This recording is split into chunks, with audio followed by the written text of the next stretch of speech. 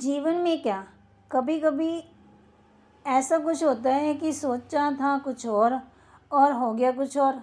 बहुत कम ऐसा होगा जो हम लिखते हैं, जो प्लान बनाते हैं, है ना, जो हम बिल्कुल वैसा तो नहीं होगा। बचपन से हमने सीखा है कि जो कुछ हमारे जीवन में हो रहा है ना, वो परमात्मा की मर्ज़ी से हो रहा है। पता भी अगर माने कि पत्ता भी हिलता है ना, हवा भी चलती है, धूप भी निकलती है, वो भी ईश्वर की मर्ज़ी से है।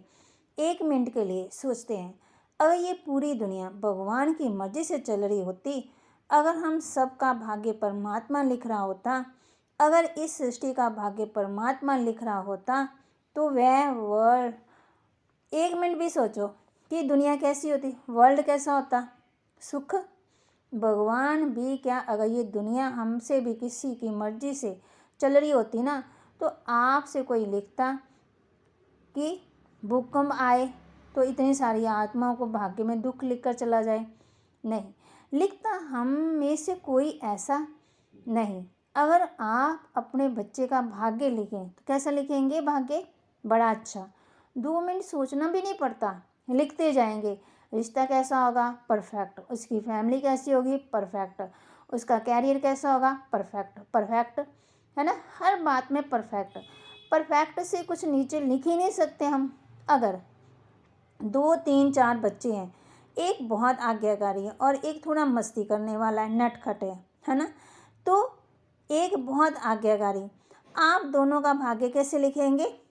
एक का थोड़ा ज़्यादा लिखेंगे, परफेक्ट, और एक का थोड़ा कम, कैसे लिखेंगे? इक्वल। और अब परमात्मा भी तो हमारा बाप है।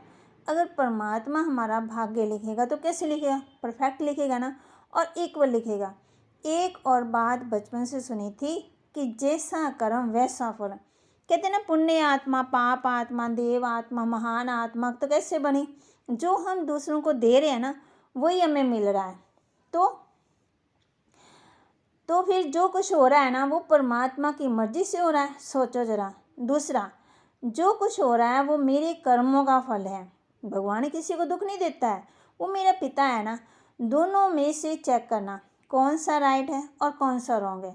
कर्म हमारे आज परफेक्ट नहीं है, कुछ कर्म हमारे बहुत श्रेष्ठ हैं और कुछ कर्म हमारे एवरेज हैं। हमारे कर्म इक्वल नहीं हैं, इसलिए फिर हमारा भाग्य भी इक्वल नहीं है। अब अगली बार जब भी कुछ होगा तो मन कहेगा मेरे साथ ऐसा क्यों, तो उंगली ऊपर नहीं जानी चाहिए। उंगली कहाँ जानी चाहिए? अपनी तरफ। हम कोई ऐसा कर्म ना करें जो मेरे कर्मों से दूसरे का माइंड डिस्टर्ब हो। अगर मेरे कर्म से दूसरे का माइंड डिस्टर्ब हुआ तो मेरा माइंड शांत रहना संभव नहीं है। अगर मैंने दूसरों को डिस्टर्ब किया तो जैसा कर्म वैसा फल, क्योंकि वैसी ही एनर्जी हमारे पास वापस आती है और वही फिर भाग्य में लिखा जाता है। तो ये हमेशा ध्यान रखना कि अब अगर इस भाग्य में कुछ चेंज करना है, कुछ ठीक करना है, तो उंगली किसके पास जानी चाहिए? अपनी तरफ। क्योंकि कर्म लिखने वाला कोई और नहीं है, हम ही हैं। हमारे कर्मों द्वारा अपना भाग्य लिखते हैं। तो जैसे देखो, महात्मा गांधी जी ने कहा, व्यक्ति अपने विचारों का परिणाम होता है, जो वो सोचता है ना वही बन जाता है।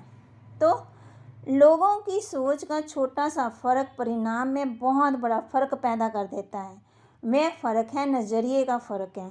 तो जैसे और भी किसी और ने कहा, यदि आप सोचते हैं कि आप अमुक कार्य कर सकते हैं तो आप सही हैं, यदि आप सोचते हैं कि नहीं कर सकते तो भी आप सही हैं। ये बेहद ज़रूरी है कि आप अच्छा सोचें। जब आप अच्छा सोचते हैं तो वह तरंगे सारे विश्व में फैलती हैं और इच्छित चीज़ों की अपनी ओर खींचती हैं। सिर्फ सोच ही इतनी शक्तिशाली होती है तो सही और गलत में भेद कर सकती है।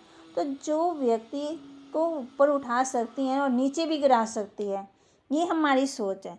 तो सोच को परिवर्तन करें, सोच किसी के लिए बुरा ना बनाए। तो हम क्या करते हैं?